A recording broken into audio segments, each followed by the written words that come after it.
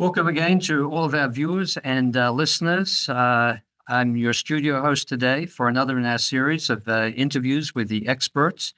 Today's topic is lung transplantation, and I'm again joined by my colleague, Dr. PJ Spencer, who again we affectionately know as PJ. And so welcome again, PJ. Thanks so much for having me. Real pleasure to be here. Yeah, in our last podcast, we talked about ECMO, and I suspect that will come up again in this presentation. So, to our listeners, if you haven't heard that, I refer you to that earlier podcast on everything you wanted to know about ECMO in 15 minutes or so. So, PJ, with respect to lung transplantation, which patients are we offering lung transplantation today, and how has this changed over time? Right. So, lung transplantation has really been a viable option since the early 1980s. And at that time, the two techniques were to do it on cardiopulmonary bypass, which was developed at Stanford, and to do bilateral sequential lungs, which was developed in Toronto, off off bypass entirely, surviving on single lung ventilation for the portion of the case. And given the population that existed at that time with end-stage lung failure, it's heavily dominated by COPD emphysema. In the years and years of smoking in the world, there was also a smaller population of cystic fibrosis that had really no other option at the time. And then pulmonary fibrosis would be a smaller population that was being transplanted. And generally, the recipients of lung transplant would be less than 60 years old for the first couple of decades that this was even a viable option. Over recent years, through developments in technology, through the decrease in smoking, particularly in the Western world, but overall globally, and the development of very powerful, impressive, and wonderful treatments, medical treatments for cystic fibrosis, that tide has really flipped.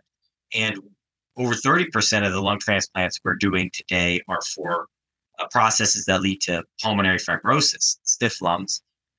Often that comes with pulmonary hypertension over time.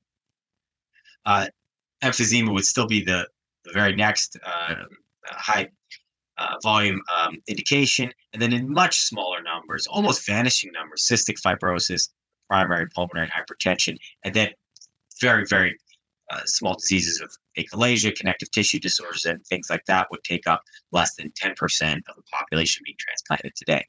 Furthermore, the age at which we're transplanting has increased markedly into the 70s. People who are otherwise healthy but suffering from end-stage pulmonary failure. So you mentioned the COPD, and obviously we associate COPD with smoking. And so just again, for our listeners, what criteria are you going to use for determining who would be eligible for lung transplantation with COPD with a history of smoking? Right. Well, the patient would need to have quit smoking because we certainly don't want to put the new lungs at risk of that toxicity. So we require, as a program, and most programs within the continental United States, we require 6 months completely clear of cigarette use and, frankly, other toxic substance use as well. Again, to give, we have to pay respect to the donor of the organ to give that organ its best chance of survival. Try to maximize the patient's health preoperatively. You talked about the number going up here. Is that also related to having more donors? And as I asked that question, I'm also thinking, are you transplanting one or two lungs? So unilateral or bilateral? Right, it depends. So to take that question, I'll start from the beginning, the issues of donors. I think over the last handful of years with the development of a lung transplant allocation score, a score to determine how severe the lung failure is, over just time on a waiting list, has more fairly allocated the organs to the people who need them most. And then, quite frankly, there is an increase in organ donation. I think population education has really played a role in that. But I can't help but bring up the kind of sad reality of an opioid crisis within the United States that has led to young people dying of opioid overdose, and their generosity and kindness in becoming organ donors. Yeah, that's a really poignant point you're making there. And But I'm glad you brought that up because we're getting younger and younger donors there. So you again referred to the increased number of lung transplants, and you talked about the older age, and presumably many of these patients are even sicker. So what has changed in your practice or your observations that have made this a more or a safer procedure, and it's something you can offer to these older and sicker patients? Right. So particularly with the issue of severe pulmonary hypertension in our lung failure population, pulmonary fibrosis and longstanding COPD both lead to pulmonary hypertension, which can make lung transplantation challenging, as you have to clamp the pulmonary artery and do your first lung and then your second. And that's really not possible to do in the setting of severe pulmonary hypertension, as the right ventricle will fail. And so your two options are to use cardiopulmonary bypass through a sternotomy, or the new advent of VA ECMO, which we discussed previously.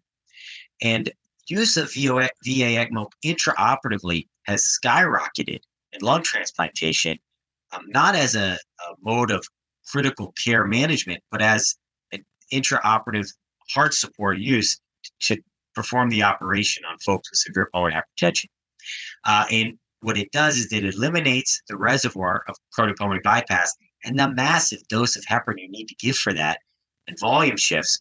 By removing that reservoir, we give only a small amount of heparin, usually in the range of 5,000, which is more like 45,000 units per kilo, or 500 units per kilo, and 45,000 given the weight of our general population.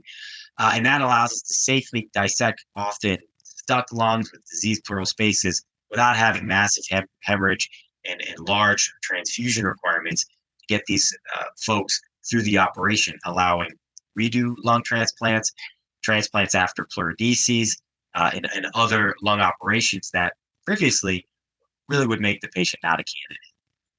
And again, I would just remind our listeners, we did an earlier podcast on ECMO. And again, I'd refer and recommend that people tune into that whenever they can, if they haven't already. So in terms of intraoperative use of VA ECMO, is it typical that you can wean the patient off that before they leave the operating room? And if not, how long typically would that remain in place? Absolutely. Almost always wean veno-arterial ECMO off. It's used similar to cardiopulmonary bypass would be used in a heart operation, or previously when lung transplant was done in that way. The expectation is that would be removed because once they have two or one new lung, but in the case of pulmonary hypertension, generally two, then the pulmonary hypertension is gone. And you wean the VA ECMO off and their lungs work, and that's that.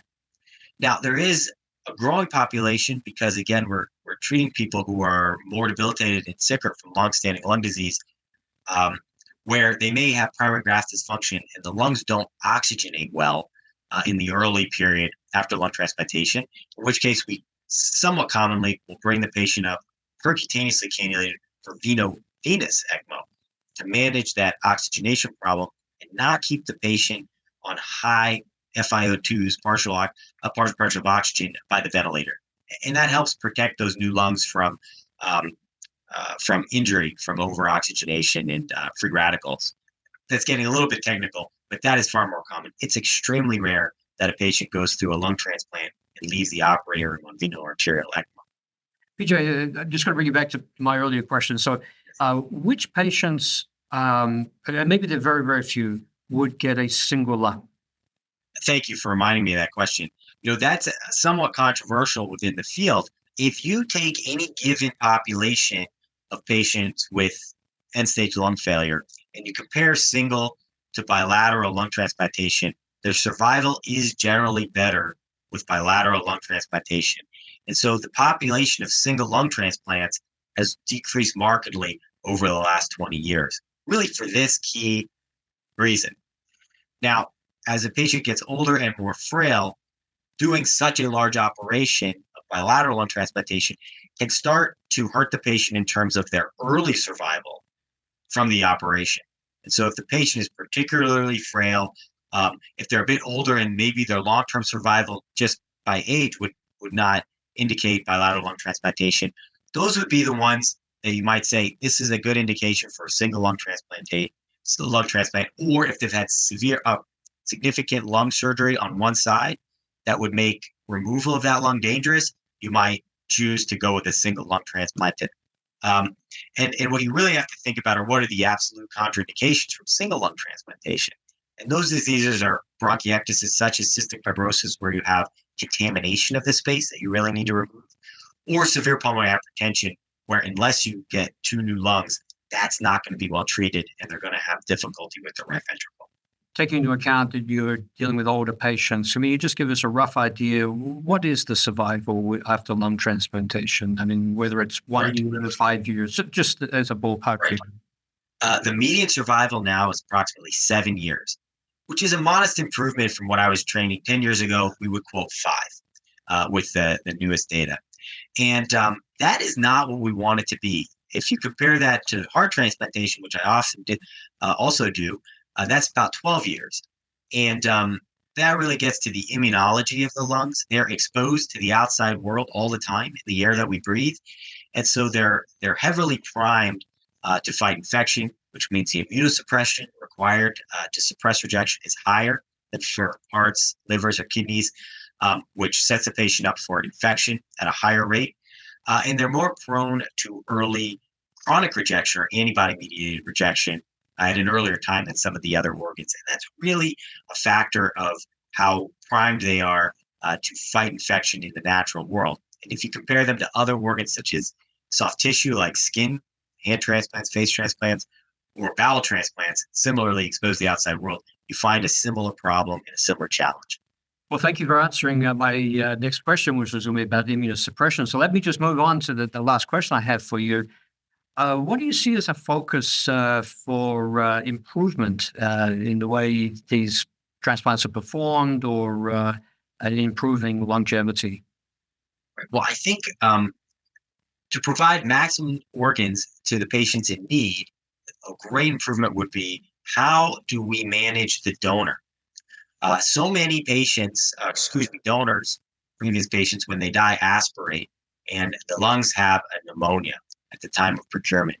And it's not particularly safe to give a recipient an organ that is particularly infected or not performing well. And it would be incredibly powerful to devise a way to treat that pneumonia in an extracorporeal fashion before transplanting it. So that is an active area of research. And then discovering what is the best way to do the lung transplantation. Is the use of VA ECMO for all patients superior to the classical off-pump lung transplant? We don't know the answer for that. That's an area of controversy that we're actively investigating. And then for all of our transplants, development of treatments for chronic rejection. We've come miles in our treatments for cell-mediated rejection, but how do we manage chronic rejection, which eventually comes for all of our transplant recipients across the board, would be an amazing treatment for the longevity of our patients and increasing that long-term survival that we struggle with. Well, PJ, again, it's been an absolute pleasure having you on this podcast. Always enjoy our interactions, whether it's here and certainly in the hospital practice. Again, I think, with your contributions, you're talking about ECMO earlier as well. I really want to thank you for sharing your experience and expertise here with our listeners. Always a pleasure to speak with you. Thank you so much for having me. Okay. So anyway, and to our listeners, until our next podcast, it's goodbye from me. And thank you again for joining.